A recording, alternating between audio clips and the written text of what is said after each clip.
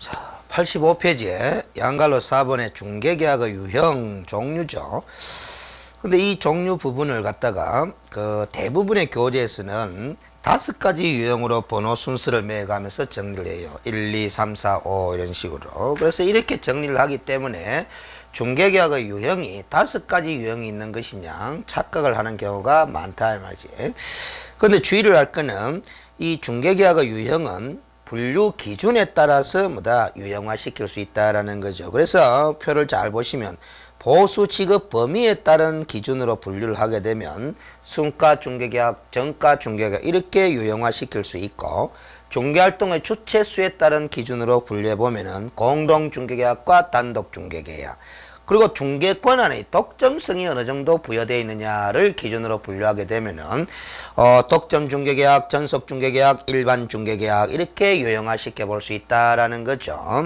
그런데 이렇게 분류 기준에 따라서 중개계약의 유형을 달리하는 것이기 때문에 분류 기준을 달리해서 보게 되면 서로 복합적 형태로 중개계약이 나타날 수 있다라는 겁니다. 뭔 소리냐면은 분류 기준을 달리한다는 거죠. 그래서 독점 중개계약이면서 단독 중개계약 이런 식으로 유형화될 수 있다라는 겁니다. 단독은 분류 기준이 활동의 주체수에 따른 기준이고, 독점은 권한의 독점성 정도에 따른 게, 그 분류 기준을 달리하면 이렇게 복합적인 형태의 중개계약이 체결되는 것이다라는 겁니다. 그럼 우리나라 현실에 비춰보면, 예를 들어서 우리나라 현실에서 만약에 가정을 해봅니다. 개업공인중개사 의뢰인이 중개계약을 체결하면서 이런 식으로 계약을 체결했다고 가정을 해봅시다.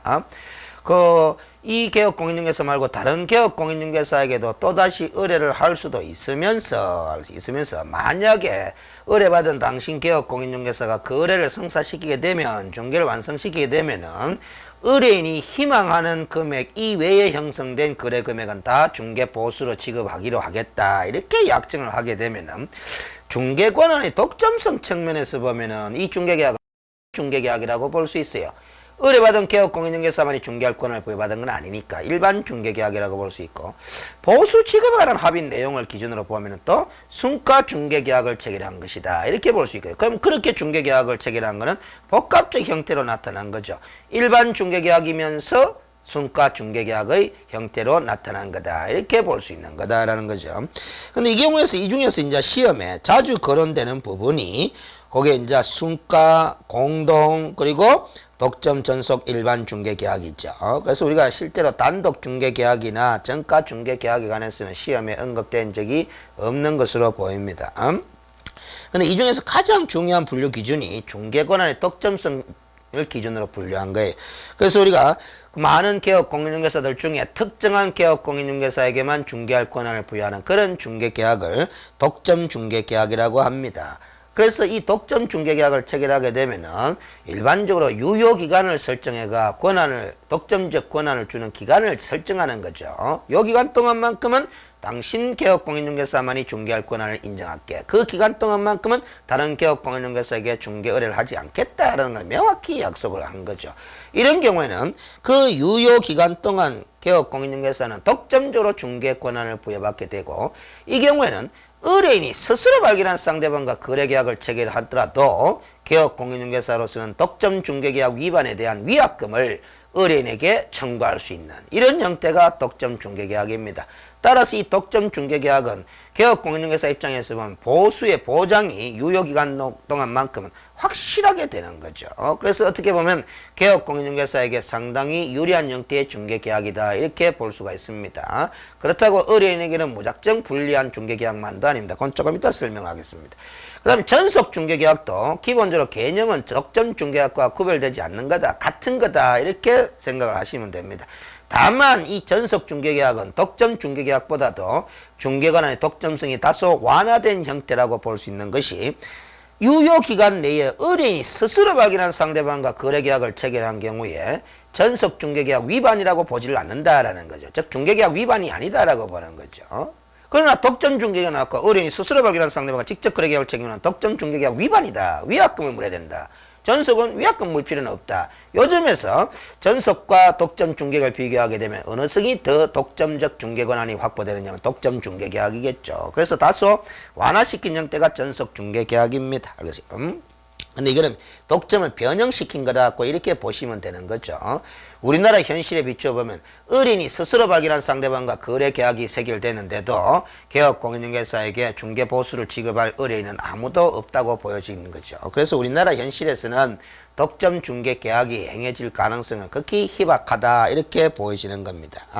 자, 근데 어찌됐든 이 독점 중개계약과 전속 중개계약의 공통점은 어느 한 개업공인중개사에게 중개 권한을 집중해서 부여한다는 측면에서는 공통점이죠. 그럼으로써 개업공인중개사에게는 유효기간 동안 보수를 보장받게 해주는 그런 형태의 중개계약이기 때문에 기본적으로는 개업공인중개사에게 유리한 중개계약 형태라고 얼마든지 평가할 수 있습니다. 그러나 의뢰인에게도 뭐 불리한 것만은 아니죠. 의뢰인이 개업공인중개사에게 중개 의뢰를 할 때 개업공인중개사에게 바라는 사항은 개업공인중개사가 성실하게 중개행위를 책임감 있게 해주기를 바라는 거죠. 그렇다면은 영업하는 개업공인 입장에서 보수의 보장을 받는 중개를 받게 되면은 책임감 있게 중개행위를 할 가능성이 있게 된다라는 겁니다. 그러면 의뢰인으로서부터 유리한 중개계 형태다 이렇게 볼 수가 있는 겁니다. 근데 이 일반 중개 계약이라는 것은 어느 한 특정한 개업공인중개사에게 중개권을 부여하지 않습니다. 의뢰받은 개업공인중개사라면 다 중개할 권한을 부여받는 그런 형태의 중개계약이 있죠.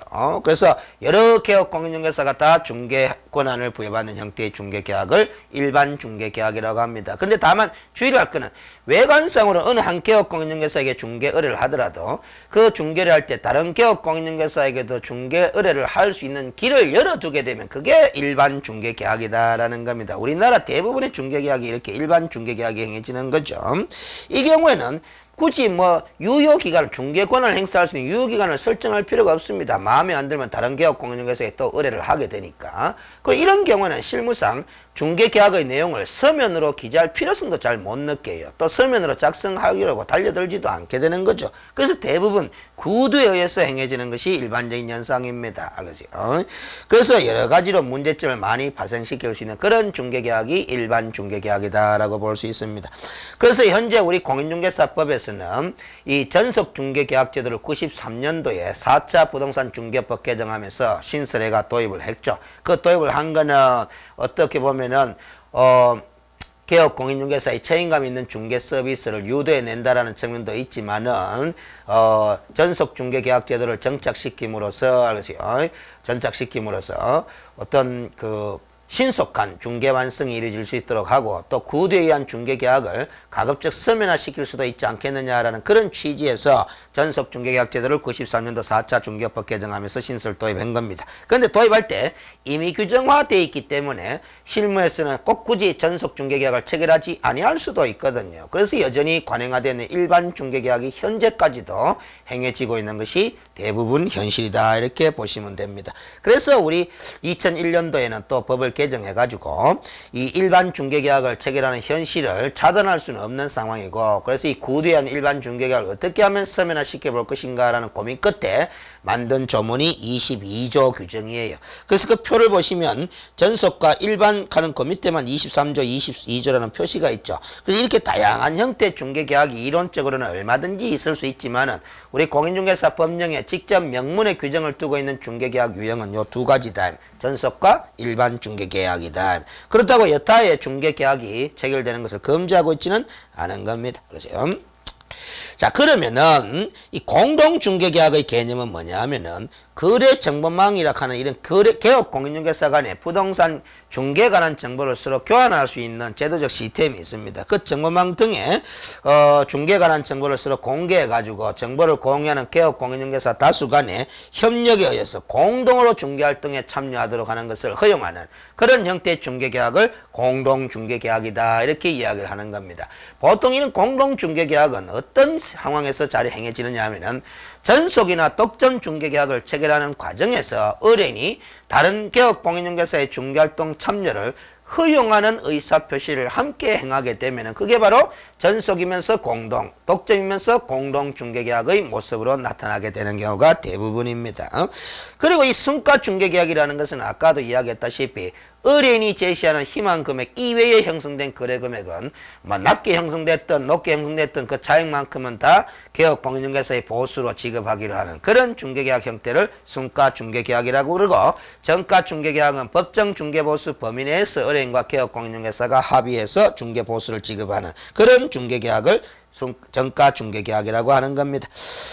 자, 그래서 이제 중개계약의 이론적 유형과 그 특징에 대해서는 살펴봤는데요. 한번 명심할 거는 전속 중개계약과 독점 중개계약이 개업공인중개사의 책임감 있고 성실한 중개 서비스를 도모해낼 수 있고 개업공인중개사의 보수를 보장할 수 있고 그래서 의뢰인과 개업공인중개사에게도 다 유리한 형태의 중개계약이다 하는 점을 막 깨달아야 됩니다. 깨달아야 됩니다. 그래서 일반 중개계약은 분쟁 소지도 많다는 거죠. 왜? 구도에서만 행해지니까. 그리고 여러 개업공인중개사가 다 중개할 권한을 부여받을 수 있는 형태이기 때문에 중개 권한과 관련해서 다툼의 소지도 많이 생기게 되는 것이고 그래서 바람직하지 않는 중개계약 형태다. 그런데 이제 우리가 바람직한 형태라고 할 수 있는 독점이나 전속 중개계약도 단점이 있다는 거죠.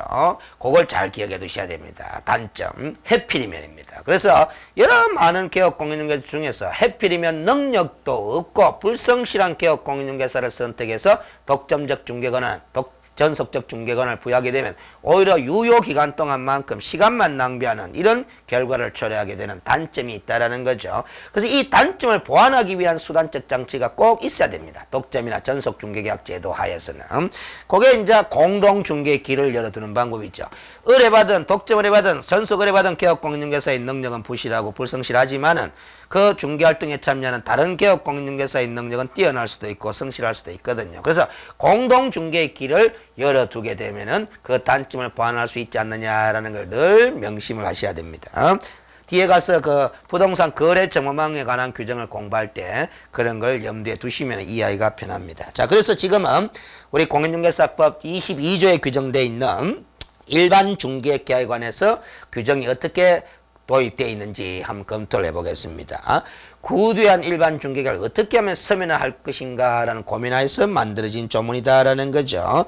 그래서 85페이지 의 부분에 보면은 2000년 1월 28일 법 개정 전에는 전속 중개에 관한 규정만 우리 법에 있었고 일반 중개에 관한 규정을 전혀 두고 있지는 않았으나 관행화된 구두로 체결되는 관행의 일반 중개계약의 폐단을 어느 정도 시정하고자 하는 측면에서 의뢰인이 필요한 경우 개업공인중개사에게 일반 중개계약서라는 서면의 작성을 요청할 수 있다라는 식으로 규정을 두고 있습니다. 그리고 결국 의뢰인이 개업공인중개사에게 서면 작성을 요청할 수 있도록 하는 근거 규정을 두고 있을 뿐입니다. 그러면 의뢰인으로서는 요청해도 그만이고 요청하지 않아도 그만이고 또 요청할 수 있다라고만 규정되어 있기 때문에 요청받은 개업공인중개사는 그 요청을 응해도 되고 거절해도 관계는 없습니다. 알겠어요?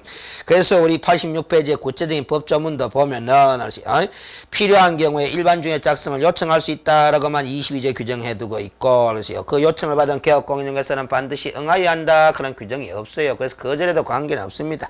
그러나 우리 법을 만들 때는 요청을 받은 개업공인중개사는 반드시 응해야 한다 하는 내용의 규정을 둘 필요성이 없다라고 본 거죠. 왜 그러냐면 의뢰인이 개업공인중개사에게 서면 작성을 요청해 오기만 오면 영업하는 개업공인중개사는 거절할 수가 없는 거죠. 현실적으로. 거절한다는 것은 다른 중개사무소에 가세요라는 소리밖에 안 되는 거니까 그 점을 감안해서 요청할 수 있다라는 규정만 둔 겁니다.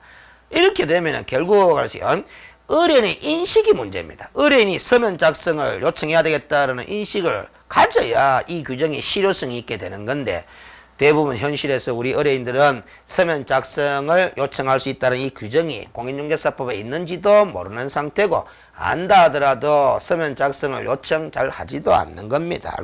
그래서 이 규정은 사실상 사문화되어 있다시피 합니다. 실효성이 별로 없는 거죠. 그냥 요청할 수 있는 제도에 불과하다라는 겁니다.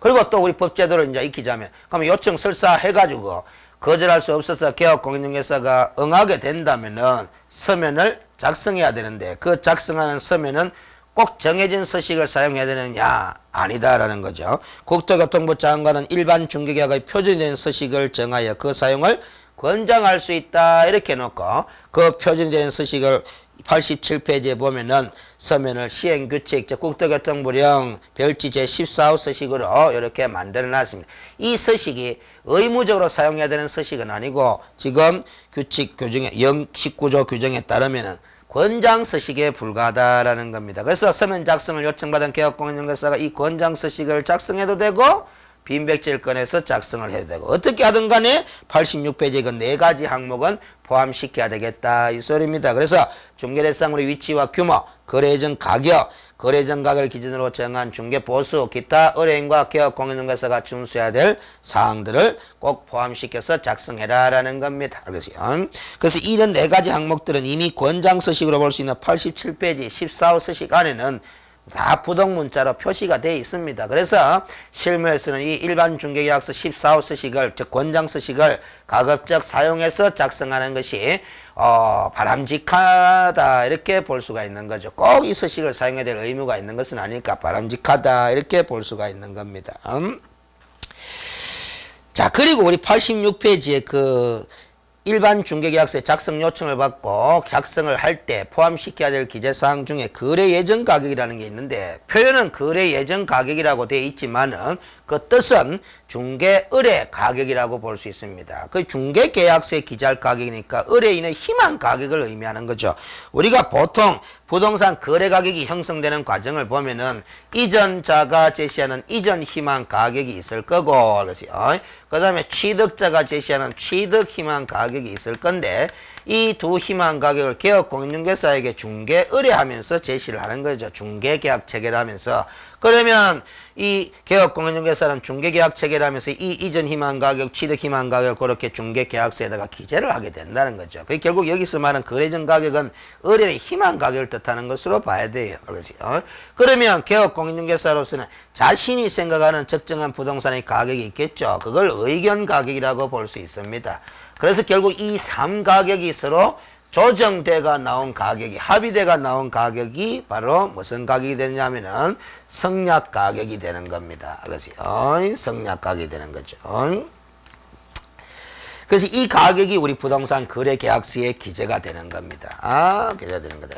그런데 보통 성약 가격 이후에 그래서 성약 조정 가격이라고 해야 됩니다. 조정 가격. 조정 가격이 보통은 뭐다 거래 계약서 기재인데 조정 가격이 형성된 이후에 사정 변경의 원칙에 따라서 최종적으로 합의되는 가격이 있죠. 그걸 성약 가격이라고 이야기를 하고 최종 가격이라고. 이게 이제 최종적으로 계약서에 기재되겠죠. 그러나 통상적인 거래에 있어서는 조정 가격과 성약 가격이 일치되는 건데 우리가 사정 변경이 있게 되면은 이 조정 가격을 다시 수정할 수도 있는 거죠. 당사자 간의 합의에 의해서. 그래서 이론적으로는 조정 가격, 성약 가격 구분해 볼 수 있고 최종적으로 거래 계약서에 기재되는 가격은 성약 가격이다. 이렇게 말은 하지만 통상적인 관행에 있어서는 조정 가격과 성약 가격이 일치일이 되는 겁니다. 여기 지금 중개계약서에 기재될 이 거래 예정 금액이라는 것은 의뢰인의 희망 가격을 가리키는 것으로 봐야 된다라는 겁니다.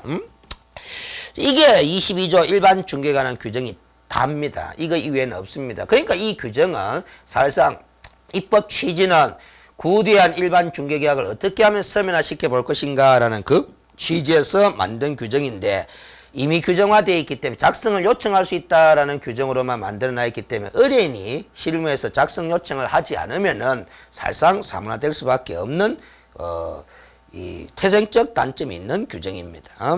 그리고 이 87페이지는 이제 권장서식으로서 그 메모되어 있죠. 제목 위에 옆에 권장서식으로서 이 서식을 꼭 사용해야 될 서식은 아닙니다. 자, 근데 이 서식 안에 기재된 내용도 보면 1. 의뢰 의무사항과 2. 갑의 권리 의무사항을 제가 네모 테두리를 쳐뒀습니다. 원래 서식에는 네모가 없습니다. 그런데 그 네모 테두리 친 이유는 나중에 이야기를 하겠습니다. 이게 이제 을이라는 개업공인중개사의 의무사항, 갑이라는 의뢰인의 의무사항인데 의뢰인의 의무사항을 보면 갑은 이 의뢰인은 이 계약에도 불구하고 중개대상물의 거래에 관한 중개를 다른 개업공인중개사에게도 의뢰할 수 있다. 이렇게 표시가 되어 있습니다. 권장서. 이 문구야말로 일반 중개계약임을 단적으로 드러내는 특징적인 문구가 되는 거죠. 알겠죠? 자, 이런 식으로 쭉 약관을 기재해 두고 밑에 내려가 보면 계약 당사자로서 중개 의뢰인과 개업공인중개사가 갑과 을로서 서명 또는 날인하게 되어 있습니다. 여기는 또는으로 되어 있죠. 그래서 우리가 현재에서는 서명 및 날인이냐 서명 또는 날인이냐 어느 서식에는 서명 및 날인해야 되고 어느 서식에는 또 서명 또는 날인해도 관계없는 이런 서식들이 있으니까 눈여겨봐두시라는 의미에서 진하게 처리해 둔 것입니다. 그리고 각주 108번 아랫부분을 보시면은 제일 밑에 각주 108번이 있죠. 우리가 현행 공인중개사법에서는 소속 공인중개사가 중개 업무를 수행하는 과정에서 이렇게 중개계약서를 작성할 수도 있는 거죠.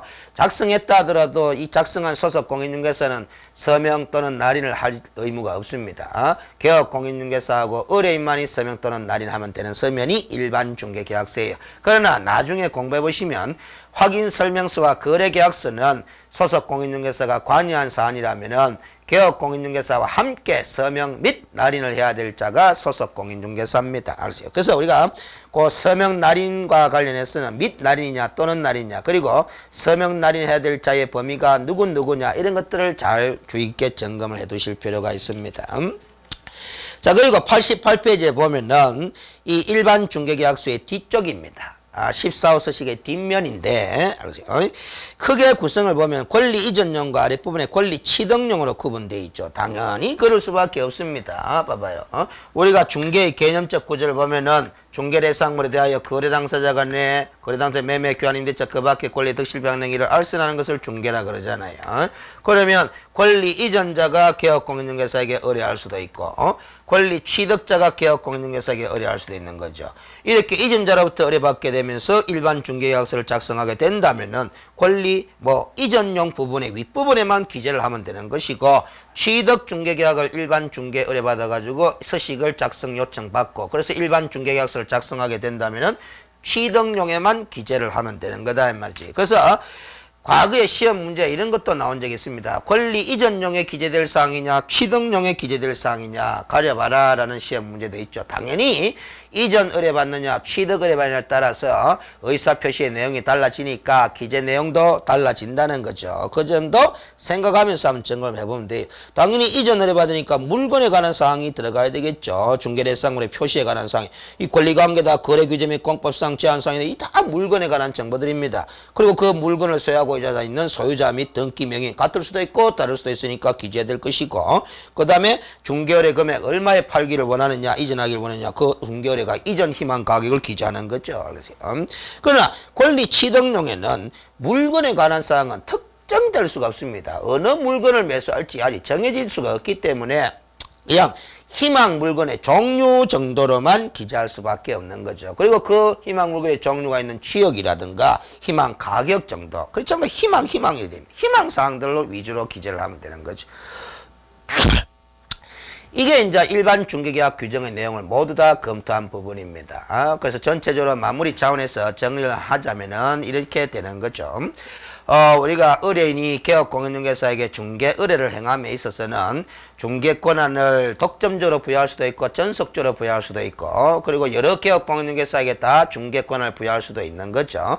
그래서 우리가 여러 개업 공인중개사가 다 중개할 수 있는 권한을 부여받는 일반 중개 계약을 체결하게 되면은 의뢰인이 일반 중개를 하면서 구두한 일반 중개계약의 관행이지만은 분쟁 예방 차원에서 의뢰인이 개업 공인중개사에게 일반 중개계약서 작성합시다라고 이렇게 요청할 수도 있고 안 할 수도 있고 또 요청을 하게 된다면은 개업 공인중개사는 거절해도 되고 거절하지도 않아도 되지만은 요청을 받기만 받으면 사실상 거절할 수가 없기 때문에 작성을 응할 수밖에 없다는 거죠. 그렇게 되면 꼭 반드시 사용해야 되는 법정 서식이 있느냐? 그렇지는 않다라는 거죠. 14호의 일반 중개계약서 서식은 권장 서식에 성격을 띠고 있다는 거죠. 국토교통부 장관은 일반 중개계약의 표준이 된 서식을 정하여 그 사용을 권장할 수 있도록 규정되어 있고 그 권장하는 서식은 14호 서식에 따른다로 되어 있기 때문에 14호 서식은 권장 서식에 성격을 띠고 있는 겁니다. 그래서 그 권장 서식을 사용하는 것이 바람직하긴 하지만 실무상으로는 법적인 의무사항은 아니죠. 그래서 14호 서식을 사용하든 아니면 빈백지를 꺼내서 일반 중개계약 작성하든